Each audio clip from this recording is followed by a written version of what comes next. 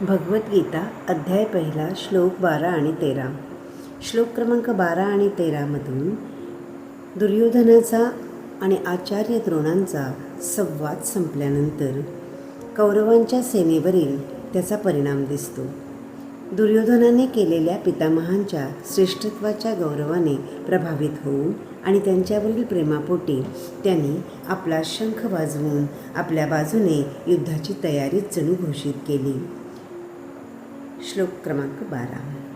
तस्य सज्जन हर्षम कुरुवृद्धं पितामह सिंहनादं विनद्योच्चे शंख दद्मो प्रतापवान. म्हणजेच दुर्योधनाचा उत्साह वाढवीत कुरुवंशातील वयोवृद्ध अशा युद्धामध्ये श्रेष्ठ असलेल्या महापराक्रमी पितामह भीष्मांनी उच्च स्वरात शंख वाजवीत सिंहगर्जना केली आणि दुर्योधन आनंदित झाला. त्यानंतर श्लोक क्रमांक 13. तत् शंखाश्च भैरश्च पणवानक गोमुखा सहसैवाभ्यहन्यन्त स शब्दस्तुमुलोऽभवत्. त्यानंतर म्हणजेच पितामहांच्या शंखनादानंतर उत्साहित झालेल्या कौरव सेनेमधून शंख, ढोल, नगारे, तुताऱ्या आणि रणशिंगे एकदमच वाजू लागली.